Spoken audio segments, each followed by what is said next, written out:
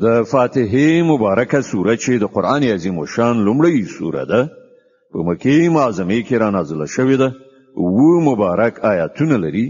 تلاوت او پښتو ترجمه یې له لومړي آیت څخه اوري. اعوذ بالله من الشیطان الرجیم. پناه وړم الله تعالی شړل شوی شیطان څخه.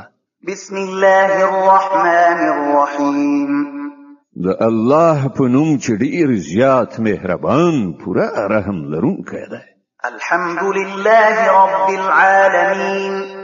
ټول ثنا ستاینه یوازې الله لره ده چې د ټولو کائناتو رب دی. الرحمن الرحیم.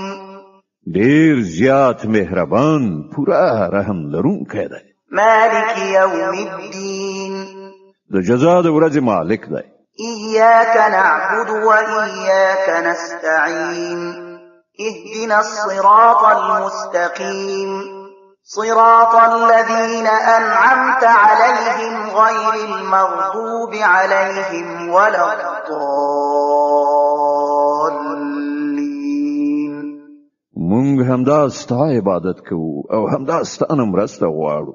مونږ ته سم لار وښیه. د هغو کسانو لار چې تا پرې پیرزوینه کړې ده.